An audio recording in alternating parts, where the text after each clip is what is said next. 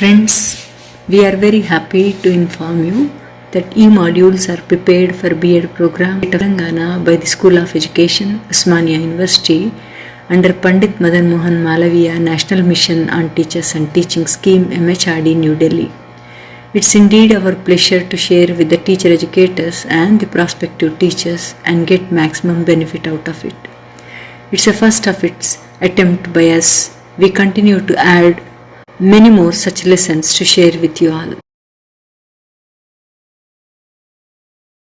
Good morning, I am Dr. Vanita. I have been in the field of teaching, methodology and education since a decade, and I feel fortunate to deal with the topic assessment of learning for children with special needs. The important aspect of assessment is it is the variety of tools and techniques which are used to test a particular student. So, varied tools and techniques implies observation, interview, test, written test, oral test, intelligence test, personality tests. So, these constitutes assessment. When we look upon the second aspect, here we are assessing the students with special needs. When we say the students with special needs, here we mean those students which require special attention for their growth in terms of education. These are the children with learning abilities, learning difficulties, having physically impairment in terms of visually or any kind of disability in terms of their listening as well as the physical impairment. So here these kind of children require lots of attention on the part of the teacher. So when we lay the assessment of special children, we are having different types of tests. The first important test is intelligence test. The second one, observation record, skill evaluation, development and social history, and sample of students' work. So we shall go in detail about how intelligence tests are one of the important category of assessment of the children with special needs. Now, intelligence tests are those tests which are given to the student to know the intelligence of that particular student. These tests are categorized into individual tests as well as group tests. Individual tests are those tests which are administered to one student at a time, whereas group tests are those tests which are given to a group of students and which can be administered to a group of students at a time. The individual tests related to intelligence are Wechsler's intelligence scale, which are also called as WISC, and it was described by American psychologist Wechsler. And these tests are used for people within the age of 16 to 75 and also within the age group of children between 5 to 16 years of age. This scale is widely used to know the intelligence of children with special needs, based on which the learning activities can be carried out. The second category of individual test is Stanford Binet Intelligence Scale. This scale is very popular in terms of psychology testing of intelligence. The another area of intelligence tests are the group test. So the first important group test is cognitive abilities test, which consists of several sessions from 30 minutes which are given to kindergarten children to 60 minutes tests which are given to the higher categories of children. And the second intelligence test is multi-dimensional aptitude battery. So battery in terms of intelligence test or any kind of test refers to a group of tests which are given to the student. So battery constitutes group of tests. So here multi-dimensional aptitude battery consists of 10 subtest scores and can be grouped in verbal and performance test. MAB can be administered to groups, individuals or on the computer. So after administering it yields a standard scores, percentiles or IQs. So in this manner we can be knowing the intelligence of the students with the special needs and likewise carry out different kinds of academic activities. The second area of assessment of the children with special need is skill evaluation. So skill refers to the amount of training which has been attained by the student. To know or to evaluate the training which has been attained by the student, specialists such as school speech pathologist and child's general practitioner, they use certain diagnostic measures for determining child's gross motor skills.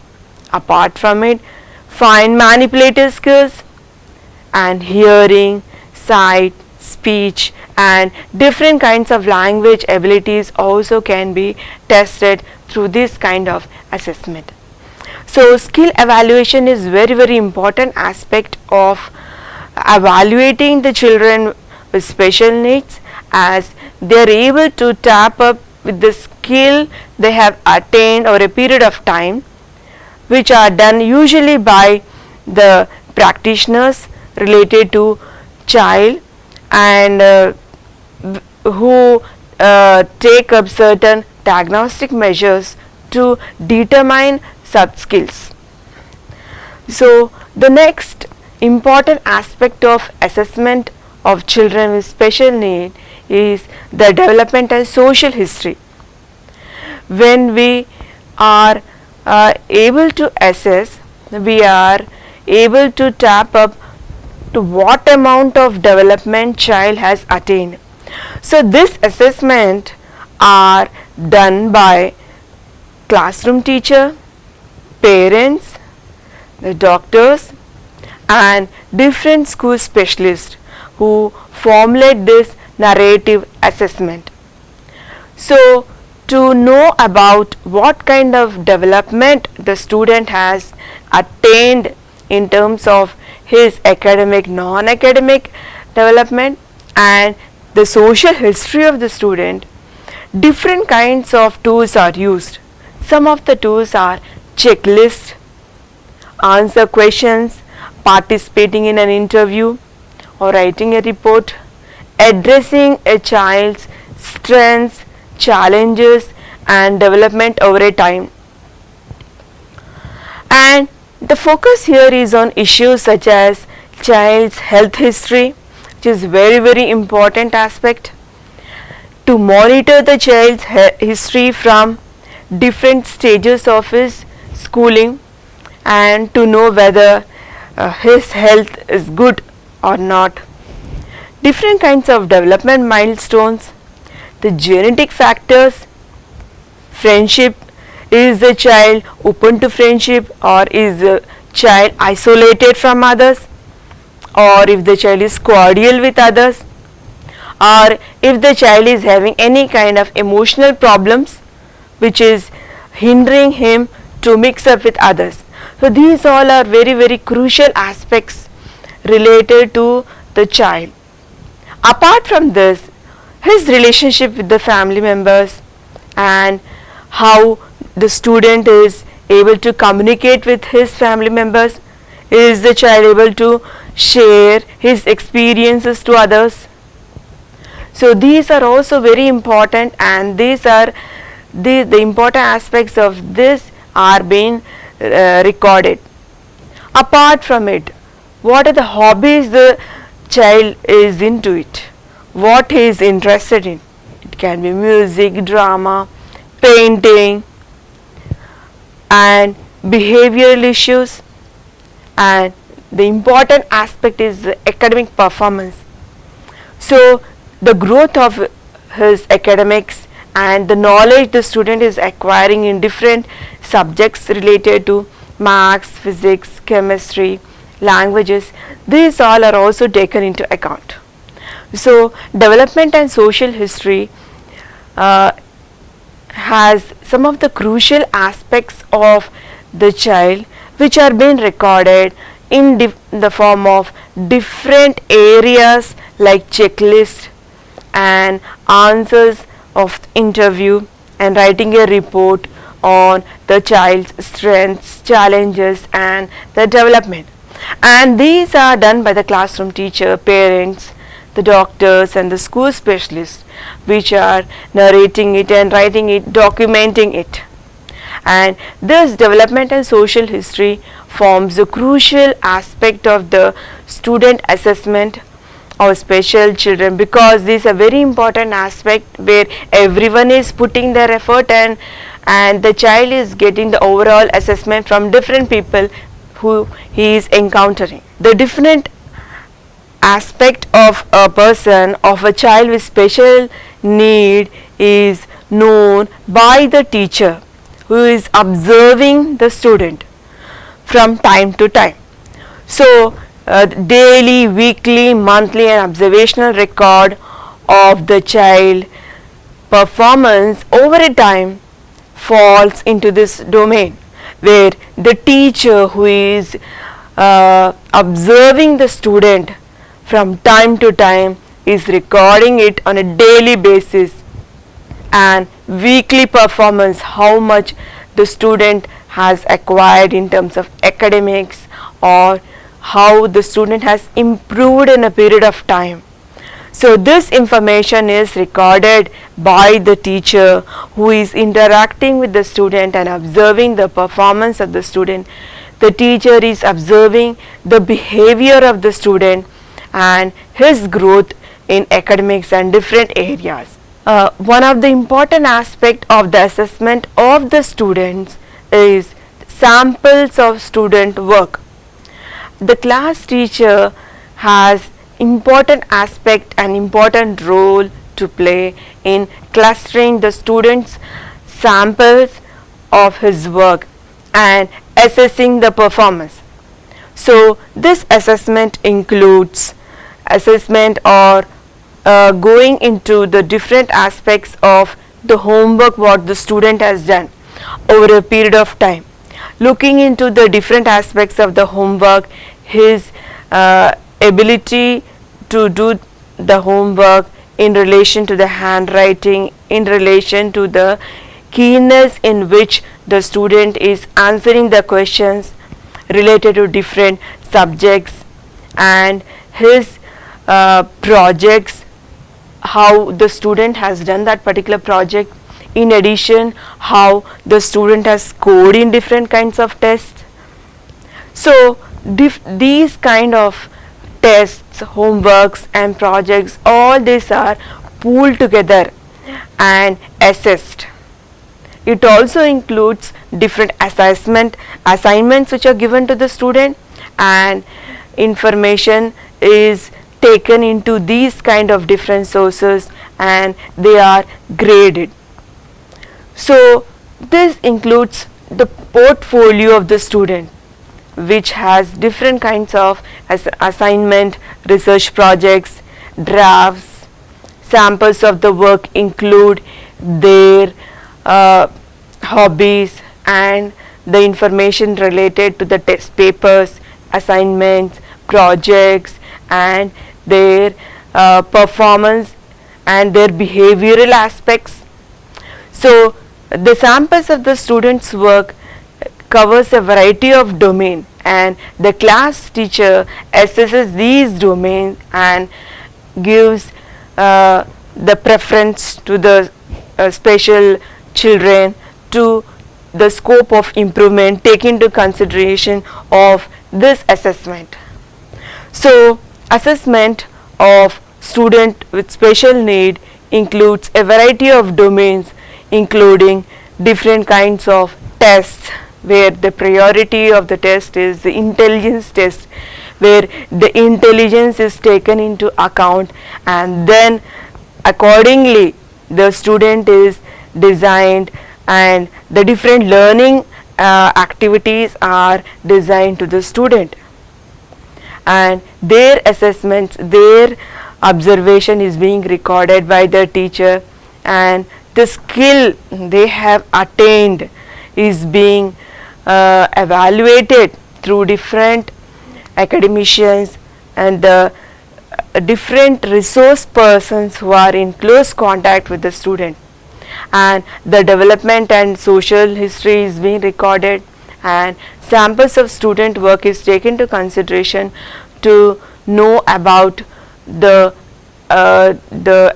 academic and the activities they have achieved in the span of time. So assessment of special needs of children with special need include different kinds of assessment where priorities are given importance to the intelligence test in addition to different kinds of skill they have attained over a period of time, and the student is being observed to know the improvement in the daily basis as well as weekly, monthly, and in addition the history of the student is also being taken into consideration, where the performance of the student in academics as well as the behavioral aspects is taken into consideration, or the aspects of development are being taken into consideration, and his social aspects, how the student is developing in terms of his development in the social context is been recorded, and finally the samples of student work, which are very and crucial aspects in the assessment, is being done. So I would say that special children require special needs, and a teacher has to be very patient and have perseverance to an extreme extent to make the student feel the need of affection when they are learning, and the teacher is teaching with utmost affection, making the student mastering the subject and making the student perfect in his learning by different kinds of teaching abilities, by using the learning and teaching learning process in a most effective manner, such that the student is mastering the subject and the student is able to excel in his academic and also having the behavioral and his personality aspect to a very good extent. So I conclude this lesson of assessment of special children by highlighting the importance of assessment and different tools which are adopting to assess the children of special needs, to make the children a part of the mainstream and helping them to excel in the field of education, to make them feel they are worthy of and the sky is the limit for them. Some of the important aspects of these are being imparted in a video. I would like to just glance to the video and just brush up with some more concepts which are very crucial in this kind of topic, where we are having an important aspect related to the special children and the assessment of these special children. Let's go and have a glance to this video.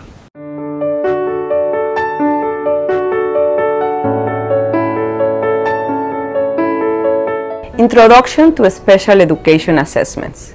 Hello, my name is Mariana Leñero. I'm a neuropsychologist and I have worked with children and teens with special needs for more than 20 years, conducting neuropsychological assessments. As part of this unit, I'm presenting an overview of the special education assessments, the different types, and the process the specialists follow. It is important to remember that we are presenting this from a psychoeducational perspective, not a legal one. Let's begin. Every time we request a service for our child, for example, support in academics or in socialization and behavior, we need to prove that there's a need for that service. This proof can be obtained through an assessment process. An assessment process is a complex process that should be conducted in the areas related to the suspected disability, and it's important to clarify that that process must be conducted by qualified specialists such as neuropsychologists, psychologists, or educational psychologists. There are 4 important pillars of the assessment process. We will discuss each one in depth: the interviews, the observation, the analysis of the informal assessments, and the non-reference or standardized test. With the interviews, the specialist will obtain information about the development history of the child, the family and educational history, pregnancy, labor, and delivery, and also the current problems your child is having in different environments, not just at school, but also at home. The specialist will ask you, for example, when your child started to walk or talk, among others. This information can help the specialist to understand the way the disability has been present at different stages and create a timeline of the signs related to the problem. The next pillar is observation. It is necessary for the specialist to visit the school and sometimes your house to analyze your child's behavior. This way, the specialist will observe him or her in a social and academic environment and gather information about other signs like his or her attention span, abilities to wait, where he or she sits in the classroom, among other things. With the observations, the specialist can identify external factors and natural responses to the environment. I recommend the parents to ask the specialist to visit the school more than once because, as we know, our child's behavior changes depending the time of the day, the place of person he or she is with. The third pillar is the informal assessments. Informal assessments are not related to standards. They can be quizzes, report cards, written or oral language samples, and personal materials. This is why it's important for you to keep all the records you get from your child's school. The last pillar is the non-reference test or standardized test. With the information these tests provide, the specialist will be able to describe your child's performance in reference to his peers and also determine a baseline to assist in measuring progress during and after intervention. I will go in depth on this pillar in another unit called How to Understand Assessments. Now let's talk about the 4 key objectives of the assessments. The first one is to identify what is the specific problem or disability the child has. The second objective is to understand the degree of severity, for example, mild or moderate, severe or non-significant. The third objective is to create a baseline to evaluate the progress and after receiving treatment. Fourth objective is for the specialist to offer specific recommendations and key actions that will help set program goals. There are different types of assessments used for special education. For example, cognitive assessments, academic achievement assessments, and behavior assessments. Cognitive assessments are used to measure the general intelligence of a person through a battery of tests that measure different cognitive processes, such as verbal and processing abilities. With these results, we can answer questions about why your child is failing in class. You might have heard about some of the following cognitive assessments that provide numerical information. For example, Wechsler Intelligence Scale for Children, Woodcock and Johnson Test Cognitive Abilities, Stanford Binet Intelligence Scale, Universal Nonverbal Intelligence Test. Then we have the academic achievement assessments. Academic achievement assessments measure a student's basic academic knowledge, such as reading, spelling, written expression, mathematical concept, and others. Includes also assessments in auditory comprehension and oral expression. Measuring a student's academic knowledge lets teachers and professionals know where the student is achieving compared to same age or same grade peers. Some of these tests are Wechsler Individual Achievement Test, Kaufman Test of Educational Achievement, Woodcock and Johnson Test of Achievement. Other type of tests are the behavior assessments. The behavior assessments are different from the ones I told you before. They don't have right or wrong answers. Instead, they look at how kids interact with their world. These assessments can identify behavior patterns as well as the reasons for the behavior. Often, parents, teachers, and others are asked to observe the kids and answer questions about the behavior. Some of the behavior assessments are Vineland Adaptive Behavior Scales, Conners Parent and Teachers Rating Scales, Behavior Assessment System for Children, BASC. You can find this kind of tests and their results under the assessments titled Psychoeducational Assessments. The psychoeducational assessment is the most complete type of evaluation, and the specialist obtains information about most of the areas related to the learning process, language, and general behavior processes. For example, how the child thinks, reasons, solves problems, uses language, reads, writes, does mathematical problems. The specialists also analyze other areas like the visual and auditory processing. It's not just if the child is able to see or hear, but also how they understand, perceive, and give meaning to what they see or hear. Are they able to discriminate a square from a rectangle, from a pair of words that sound similar but are not the same, like 90 or 19, follow directions, etc. If necessary, the specialist may refer the student to another specialist to conduct additional type of assessments related to areas of concern. For instance, speech and language. The speech and language assessments, the specialist evaluates, for example, a speech, like how they articulate sounds and words, the ability to express and receive information using correct words and phrases, the amount of words, phrases, and expression they use to communicate. Also, the ability to use language to function in society. For example, respect terms, understand social clues, understand the sarcasm, known as the pragmatic area.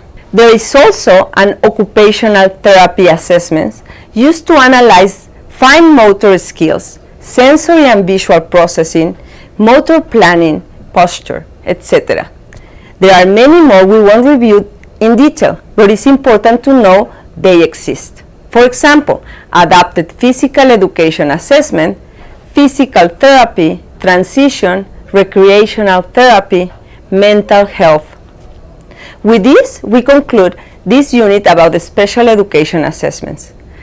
Please remember the importance of being well informed about the needs of your child to request the services he or she needs. Thank you.